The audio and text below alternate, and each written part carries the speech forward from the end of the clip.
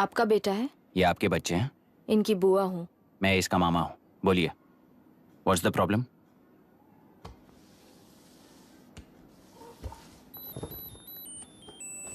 I love you. If you love me, circle yes. If you don't, circle no. Hello, मैंने तुम्हें love letter नहीं दिया है। तुम्हारे भांजे ने मेरी भतीजी को दिया है। तो अब बताइए, अब मैं क्या करूं? क्या पूछ रहे हो? क्या करें? चाटा मारो उसके गाल पे। उसे चाटा लगाऊंगा तो उसकी फीलिंग्स मर जाएंगी क्या? Shameless thing. एक्सक्यूज मी, आपके एक्सेंट से लगता है कि आप अमेरिका में पली बड़ी हो। ये इस पे सर्कल किसने बनाया? ओहो, तो ये देखकर इसने इसकी नाक फोड़ दी और इसने उसकी नाक फोड़ दी, है ना? पीठ को मारने वाला मैं नहीं।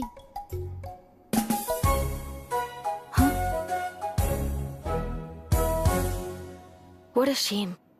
इसमें शेम फील करने जैसा कुछ भी नहीं है। उनके मन में जो लव है वो अलग है और आपके मन में जो लव है वो अलग है। बच्चों की नजर में लव का मतलब है सिर्फ पसंद।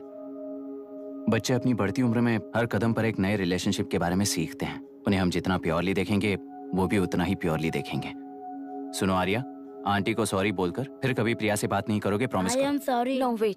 पीट, आर्या को तुमने मारा इसलिए तुम सॉरी बोलोगे। एक मिनट, आप क्यों सॉरी बोल रहे हो? ऐसे गधों को एक टांग पर पूरे स्कूल में दौड़ाना चाहिए, वरना हर लड़का हर लड़की को लव लेटर देता फिरेगा हमारे स्कूल में। इस तरह सबके सामने पनिश करने की वजह से ही वो ऐसा करते हैं। इन्हें तो लव शब्द का मतलब ही नहीं पता है। प्लीज इन्हें छोड़ दीजिए sir. No no, I won't accept this settlement.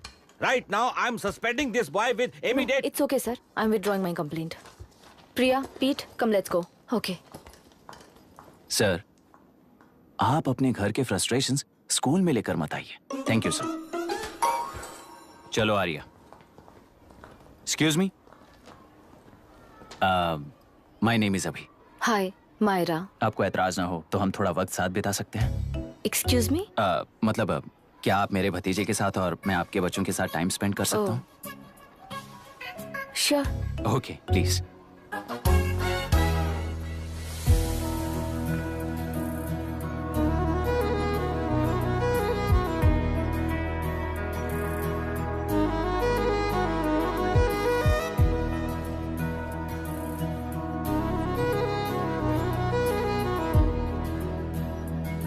What do you want to talk? क्यों, तुझे हिंदी नहीं आती? आती है पर उसे पसंद नहीं है। अरे मेरी गुड़िया, तुम्हें इतनी अच्छी हिंदी किसने सिखाई? मेरे पापा ने। ओह, ठीक है। तुम्हारी आंटी क्या करती है? और यहाँ और कितने दिन रहेगी? मायरा आंटी ट्रिनिटी कॉलेज की म्यूजिक स्टूडेंट हैं। डैडी के रिसर्च सेंटर से वापस लौटने तक वो यहीं रुकेंगी। इसके बाद अमेरिका चली जाएंगी। ओह, तो परदेसी पंछी है।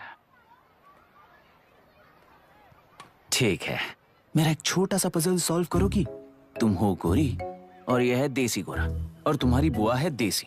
तो इतनी छोटी सी फैमिली में इतने रेसेस कैसे हो गए? सिली, इट्स सो सिंपल। मेरी दादी इंडियन है, मेरे दादाजी अमेरिकन है। डैडी दादाजी की तरह गोरे पैदा हुए और मेरी बुआ दादी की तरह पैदा हुई और मैं भी मेरे डैडी की तरह गोरी पैदा हुई और बेटे मम्मी की तरह पैदा हुआ। ओहो, दैट्स ऑल। So simple. पर मेरी मम्मी मर गई।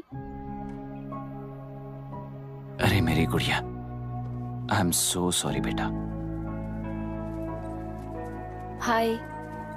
Your nephew is a smart boy. They are such well-mannered kids. Thank you. I'm so sorry about their mother. Thanks for your concern. सुना है आप म्यूजिक स्टूडेंट हैं। अगर आपको लोकल म्यूजिक के बारे में स्टडी करना हो या तेलुरु में घूमना हो तो मुझे बताइए। I'll take you. Sure, of course. Okay, ना? We'll catch up. This is my fiance's call. I need to take this. I'll see you around. Come. Hi. Yeah, I'm good. How are you? क्यों Arya, aunty ने मेरे बारे में कुछ भी नहीं पूछा ना? तुम क्या करते हो पूछ रही थी। तो तुमने क्या बताया? आईआईटी में पढ़कर एमआईटी में सीट पाकर तेलुगुरु में बेकार घूमते हो ऐसा बताया।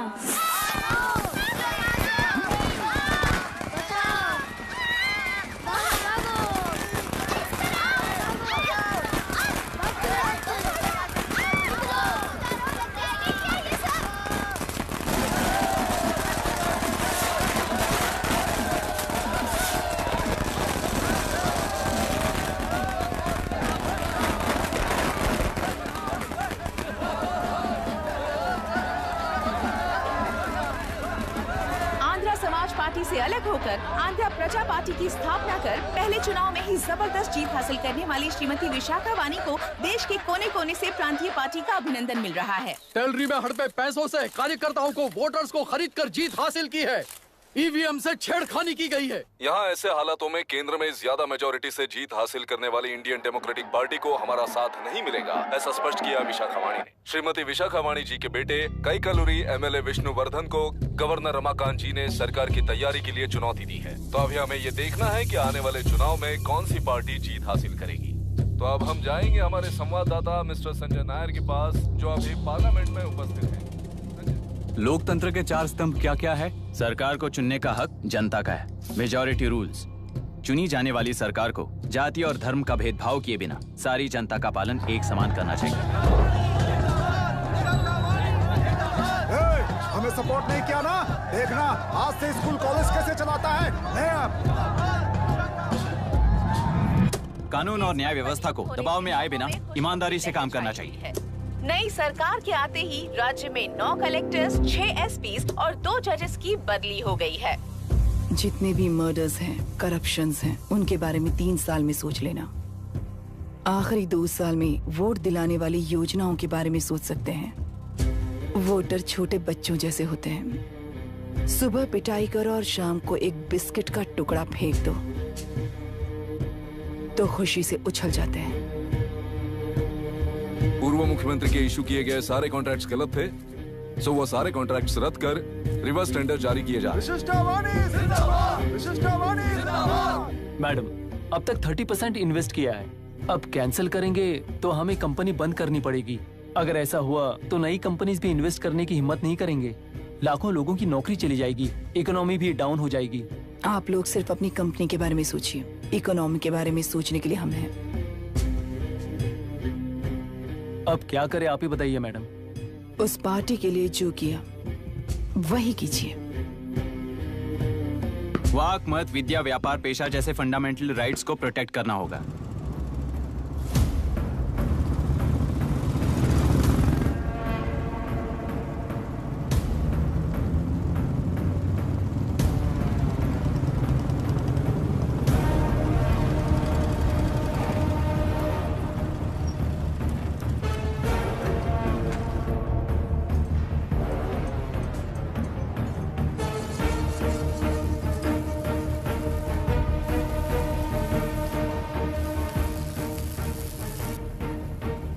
गुना भाई आया है। अरे अंदर लेकर आना चाहिए था, कॉफी पी लेते। अगर हर जगह कॉफी पियेंगे तो पेट खराब हो जाएगा। फैक्ट्री में कितने लोग काम करते हैं? 5000 लोग। महीने का कुल पगार कितना होगा? कम से कम 3 करोड़। तो वो 3 करोड़ इस अकाउंट में डाल दोगे तो वर्कर्स को पगार हम देंगे।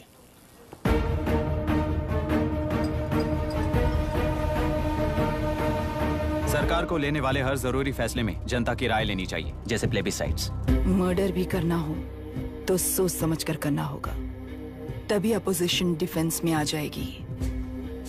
किसानों की इच्छा के मुताबिक एडोरू कोर्ट तक टेलरों के आक्रमण को रद्द करने का पिछली सरकार ने कोर्ट से ऑर्डर ले लिया है।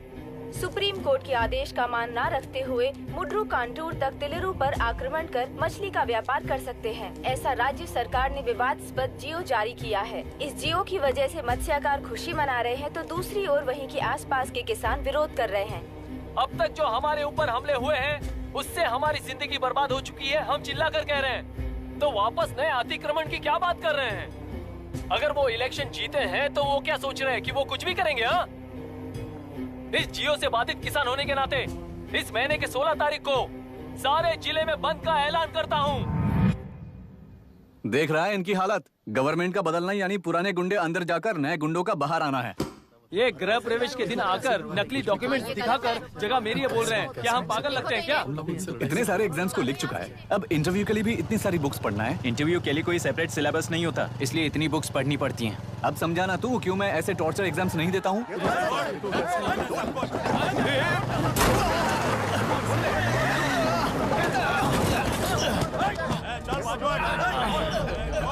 6 महीने से इस जगह पर घर बना रहा था, तब तुम्हें दिखाई नहीं दिया? अबे तू बना रहा था ना, इसीलिए मैंने सोचा सीधे घर बनने के बाद हल्ला बोलने के लिए इंतजार करते हैं। एक ही जगह को दो लोगों को बेचने के लिए वो कोई पागल नहीं है। मेरी जमीन पर घर बनाकर मुझसे जबान लड़ा रहा है तू। हमारी जिंदगी से वैसे भी खेती दूर कर चुके हो तुम।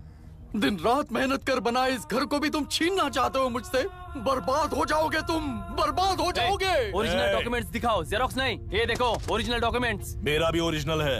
ओए, औरतों को बाहर निकालो। औरतों पर हाथ उठाए तो हाथ काट दूंगा। तेरे डॉक्यूमेंट सही है तो जाकर कोर्ट से ऑर्डर लेकर आ। कोर्ट में जाने की जरूरत तुम्हें? ये जरा डॉक्यूमेंट दिखाइए तो। तू यहाँ पर कैसे? रिश्तेदार है क्या? बेवकूफ कहीं का। तुम्हारे डॉक्यूमेंट में सर्वे नंबर दूसरा है। हाँ, वो जब मैंने खरीदा तब बदल गया। बदल गया तो कोर्ट में जाने की जरूरत तुम्हें है। एक लीगल प्रॉपर्टी में जबरदस्ती घुसने के जुर्म में अगर मैं तुम्हें मार भी दूं तो भी वो जुर्म नहीं है। भाई कहाँ से है पता लगाओ रे। तुम्हारा क्या है बुढ़िया? अब किसकी आरती उतारना चाहती हो? चल निकल बूढ़े।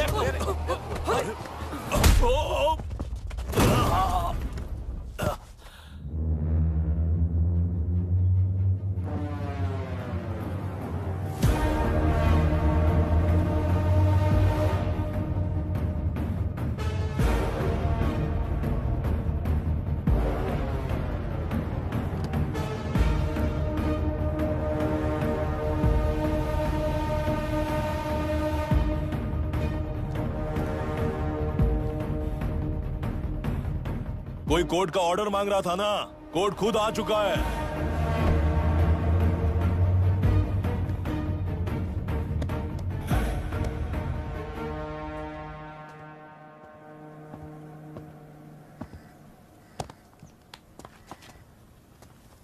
देखने में तो लगता है कि किताबी कीड़े हो। तुम जैसे कीड़े जब तक किताबों में रहते हैं तब तक ही सुरक्षित हैं। बाहर निकलकर बेकार की चीजों में टांग अड़ाएंगे तो हमारे पैरों के नीचे गिरकर कुचले जाते हैं। जाओ, अपने किताबों में जाकर छुप जाओ।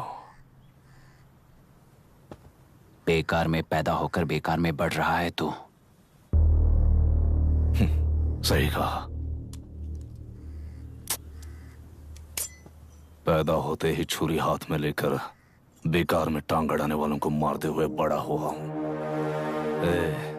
जान बड़ी नाजुक चीज है रे। उफ करते ही बुझ जाती है। हेडलाइट नीचे कर, नीचे कर हेडलाइट, नीचे कर बोला ना। कौन है रे तू? बता कौन है तू? हमारे बीच में कोई प्रॉब्लम है तो हम सॉल्व करेंगे ना। अपना हीरोइज्म जाकर अपने बाप के पास दिखा। एक प्लॉट पर 2 सर्वे नंबर्स, 2 प्लॉट जैसे बम्पर ऑफर देकर हमारी जिंदगी को मिट्टी में मिलाने वाले तुम्हारे बाप जैसे ऑफिसर्स ही हैं। जाकर अपना धर्म वहां दिखाओ, जाओ। जाओ ना। तू इन सब के बीच में क्यों फंसना चाहता है यार? भाई वो चाकू अंदर रखो, हम आपस में बात करते हैं ना। बात करने जैसा कुछ नहीं है रे। उस तेलरी के ऊपर कुछ बंद का ऐलान किया था ना, उसे पीछे ले, वरना तुझे मारकर तेरी ही बीवी के साथ तेरे ही घर में घर बसाऊं।